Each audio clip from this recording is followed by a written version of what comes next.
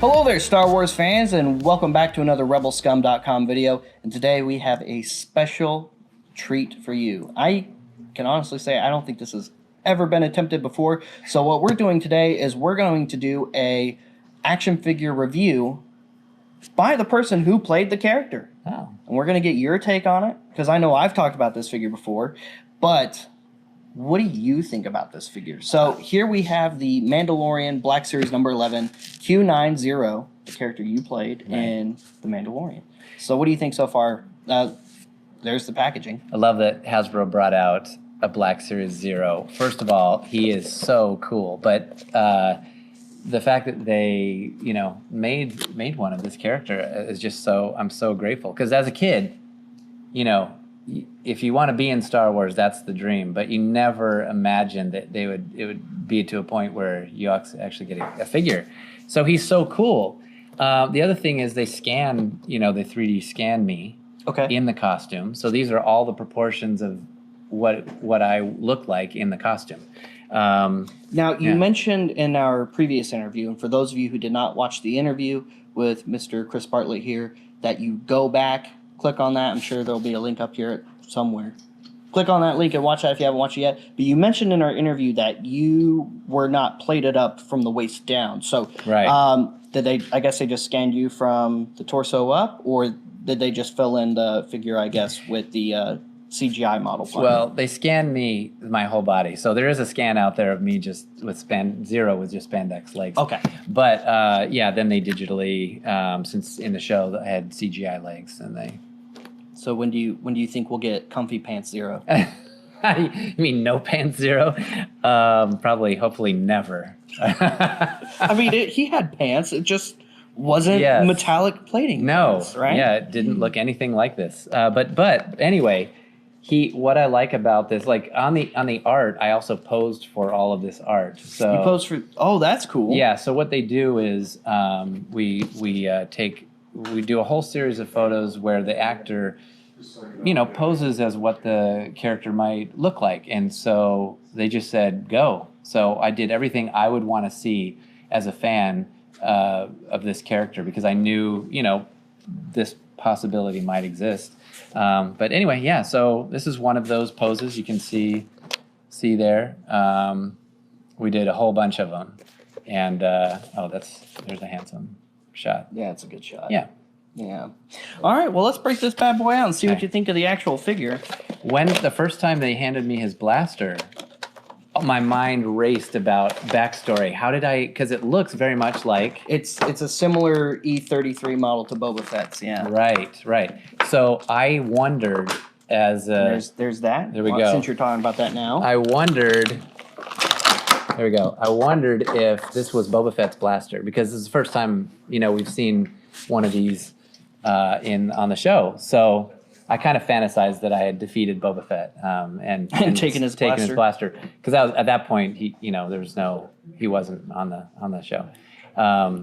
So what's cool is all this detail on the belt and everything, and these ammo pouches, how they're like asymmetrical and everything. That's totally how it was.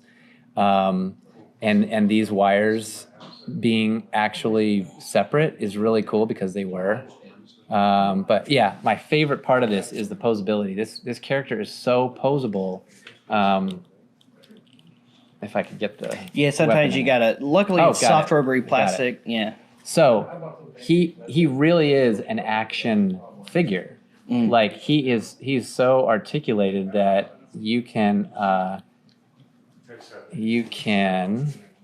put him in positions. There's a really great video. There's a really great video on YouTube right now where someone has taken Zero and posed him in all these amazing positions. And anyway, I might have watched that a lot to get a lot of times. But I mean, look at that action. He's so cool. We need to do like a turntable of this or something. But we'll get a turntable of it. Yeah. Anyway, I have one on my desk at home, and I may or may not change the poses every once in a while. But he's so full of action. Look at him. I love him. So you've got, for characters you've played so far that we've seen on screen, right? Mm-hmm. You've got Q9-0. Yeah. Hopefully there's a vintage collection one now that we have the HasLab vintage collection Razor Crest, because I would love to have one to put in my Razor Crest. Yeah. 'Cause he does fly it. Right. But did they do scans for any of the other droids you played on The Mandalorian or the Book of Boba Fett? They scanned all of them. They scanned all of them. So there's potential for more Chris Bartlett action figures in the future then. I mean, that's a logical possibility. Yeah. We could see the Camtono droid. We can put it out front. Maybe not blow it up with firecrackers like kids used to do back in the day. Because now we know figures have value to them, right? Right. But I mean, if kids did that, they'd be blowing up all of my characters because all of them. I mean, so many of my characters die. Some of them in fiery deaths. Yeah. Not the teacher droid though. No. Well, not the teacher droid. Because she didn't raise a hand at Grogu. Luckily. Right. He may have stolen those cookies. But right. Luckily, the teacher droid didn't try anything because we know Mando wouldn't have put up with it. No. So Chris, what do you think? Awesome figure. Yes. I mean, again, the you got to watch this video, but also just look at this. I mean, he's so cool. And even the ankles are super articulated. And he's got these ball and socket hips. I mean, again, I do all my own stunts as these characters, and I mean, wouldn't it be cool if he maybe even had his own jetpack someday? I mean, a droid with a jetpack. That would be pretty cool to see him with it. I mean, we have seen some droids that can fly. Like there are some super battle droids that have jetpacks built in, I guess. Not an external one, but hey, a bounty hunter droid or mercenary droid with a jetpack. Yeah, that'd be pretty cool. Right?